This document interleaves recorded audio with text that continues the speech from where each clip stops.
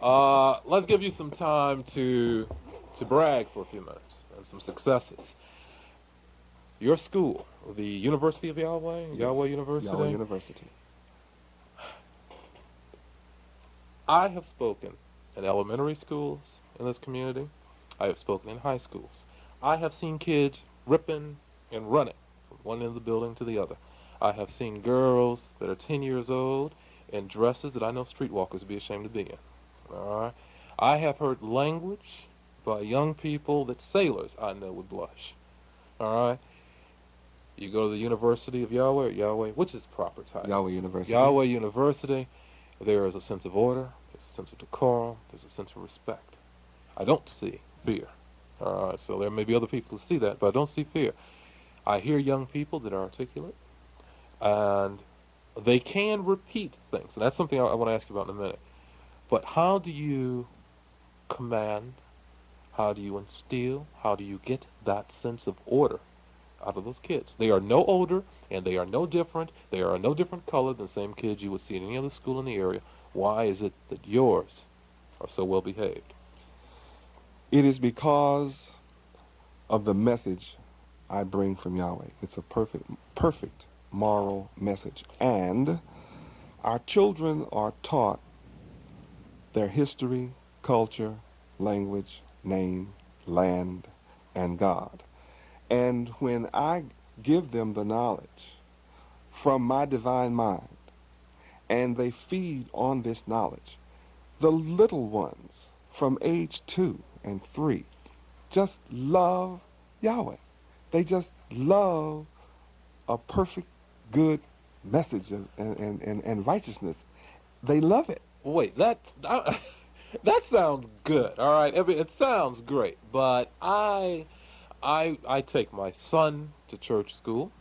All right, and at Sabbath school, I mean, he sits up there, and it's a beautiful message, and we have a great church school. You got to see it. I mean, the kids get to see animals and their little caged animals and bunny rabbits, and I mean, you see everything that Yahweh God has done through general revelation. We try to make it a very attractive venue, as well as the teachings that the Bible has. And yet, there are kids that disobey and they rip and they run. Uh, an elementary school that I'm thinking about that I'm not going to mention right now because I'm working with them to try to change this problem. But there's another elementary school where the teachers are committed. They're having a problem with the kids. Teachers present things in a very positive way. They look at the students, the kids, as consumers. All right, and they have a product. That's education. We're going to sell you this product. All right, and we're going to make it attractive to you. Maybe it's the right, maybe it's the wrong way. But the kids still reject it for the most part. Why is it your kids buy your product, the whole package included, not just the dogma, but also the packaging, the respect, the attitude? It is all in the name, Yahweh. The whole secret is encompassed, embodied in the name Yahweh. When I reveal the mysteries of the name, that's the secret. For example, remember when the scriptures teach us that the Queen of Sheba came to see Solomon, King Solomon? Says, why did she come? What was the source of his fame? He was famous concerning the name, Yahweh. And she brought wealth and riches, and all kings and nations paid great tribute to King Solomon because he was famous concerning the name. Now, and he enjoyed a reign of peace. Hmm.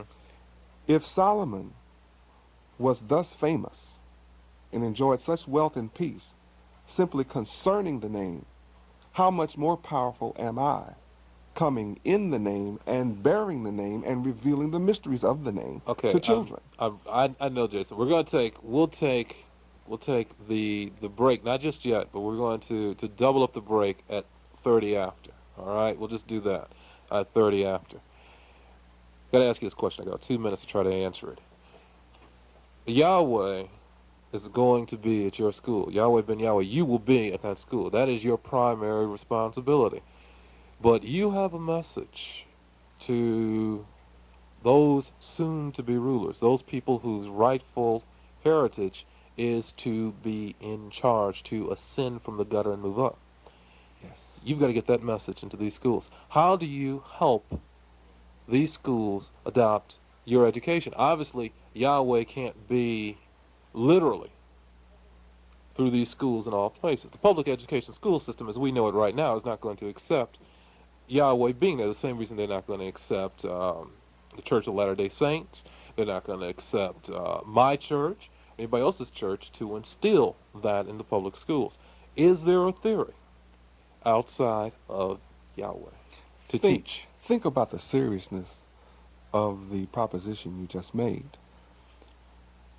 For the public schools to reject the universally known God, whose name is Yahweh, to educate the public's children, the people of this land's children, outside of the knowledge of their Creator, is the reason they reject it. It's in the nature of the children to reject man acting as sovereign in the place of God. So they become rebels. You support church and state. You support prayer in schools. Do you support the schools being able to teach of faith? Certainly, this country had a greater moral fiber when there was recognition of deity. This country had a greater moral fiber, and I know there's a problem with this nation holding a people in bondage and in slavery. But you go back to my original thesis, my original point, that we're not held in bondage in this country by white people and be in a hopeless position and can't get out of it. All we have to do is just return to our Father Yahweh, and we're being delivered. And you see this evidenced in our children in our schools. You got to answer this for me in about 30 seconds, because I'm about to get shot or hollered at. But you're saying that one of the fundamental problems we have in our school right now is there is moral tyranny. Absolutely. Immoral tyranny. Immoral tyranny. Right. Let me ask you one more quick question about school, and then we'll move on. I am an advocate of good, firm discipline. My young man, he knows that he gets 3 chances. The third time, Daddy says, "What do you have to expect?" My son knows when he's going to get spanking. I have listeners that have written me letters, and they have called me cruel and everything else, because I will spank him. That's my biblical principle. In your schools, kids get paddled. The scriptures teach, spare the rod, spoil the child. Another scripture says, to beat your child with a rod will not kill him. It will save his soul from hell. Another scripture says that we as a people will pass under the rod. The only way we can be saved is to pass under the rod of correction. I forbid a paddle in our school. We have the most beautiful discipline on the planet Earth. I will not allow a teacher to use a rod on our children. But you also said don't spare the rod. Right. Now you have to understand what I give, the tools that I give my teachers to operate with in behalf of our children. Rod of correction is the key. And that's a spiritual term. The rod is the inflexible laws, statutes, judgments, and commandments of Yahweh. That's the substitute for what Yahweh gives to nature, called instinct. All of Yahweh's creation but man operates by instinct, which they obey his law. He programmed them with his law, and they obey it. Man is given free will. Children are born blank. Their minds are born empty. And they are programmed by their genes and chromosomes to thirst for the knowledge, the wisdom, the understanding, the laws of Yahweh. So when they're fed those laws, they want to please Yahweh. So all we have to do is show them, actually teach, break down, give them the difference between the good and the bad of their actions and what this will result in spiritually. And it translates into a good acting child who does not want to displease the Yahweh by breaking his laws. So when we correct them, that's the only rod they need, is a spiritual rod of correction. Now, that's real close to some of the stuff that old Dr. Spock used to say. All right. That was his name, right? The what was his name? The child psychologist that caused all this trouble. It was Spock. Some of the things that he used to say. The difference is Dr. Spock did not use Yahweh's name and give the knowledge of Yahweh. There's some other things that he didn't use. Right, and so it all failed. But as a parent, all right, would you find fault with me because I spanked my son when other things fail? No, it's not a matter of finding fault with you because you spank him. Maybe that does get his attention. But then after you get his attention, what is he going to remember? Well, what happens? I'll just run it through to you, all right? I mean, excuse me, folks, you have to deal with this, all right? I've got 2 kids under 4. That's a handful. They're boys. You know, these are the kids who exercise hanging off chandeliers. But it's, if he misbehaves, all right, let's say that once he told his mother no. All right, that's a cardinal sin in my house. You don't tell me no, you don't tell his mother no. And he told his mom no. And I told him that that's improper, it's disrespectful. Jesus tells you to respect your parents, to love your parents. He'll say no again. And this happened, this is literal. And Daddy said, next time this happens, Daddy's going to spank you. All right? Later on in the day, he did say no. And then I looked at him, and I said, now, Ira, what is Daddy going to do? And he started crying, because he knew what Daddy was going to do. Then I asked him to tell me why he was going to get a spanking. And he knew why, because he disobeyed. He gets a spanking, and after spanking, 2 or 3 minutes later, Daddy gives him a hug, because Daddy can't deal with the crying. Well, I mean, it takes a lot out of a father to spank his son, but he gets the spanking. 5 minutes later, I go back, give him a hug, and make sure that we understand there was a reason for this. This was not an irrational act. And it works for me. I mean, now I can tell him once or twice. As a matter of fact, there are times he'll come to me and say, Daddy, I did this, but you won't spank me because this is the first time. And I get concerned because I'm wondering if I'm being manipulated. But there's a sense of order in that discipline.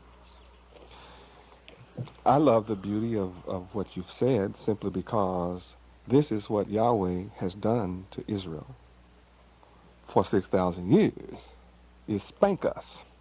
Now, his spanking of us has taken many forms, and it certainly wasn't with a hickory stick. He has spanked us by putting us in slavery to other nations, destroying our kingdom, destroying our nation. Many of us have been physically killed by other nations for disobeying Yahweh. So when we come to understand the severity of breaking the laws of Yahweh, it can cost us our very lives. It costs us our health. For example, when he says, don't eat pork, when you study the nature science, modern scientists have explained why you shouldn't eat pork. You know, high blood pressure, low blood pressure, gout, arthritis, causing blindness, cancer. There are many sicknesses from eating pork. 999 known different germs, diseases, or bugs that come from eating that animal. So there's a reason for it. You still have the freedom to eat it, but you're going to be punished for doing it. So punishment is not something that you should be afraid of. There are many forms of punishment by Yahweh. And at this point in time, once again, I'm not so much concerned about your physically spanking your kid as coming into the knowledge of Yahweh and having the knowledge to teach your son about Yahweh so that he can grow into a proper father that has the correct knowledge of Yahweh that he can pass on to his son, and we won't ever have to experience the violence, the destruction that we see on the planet Earth today.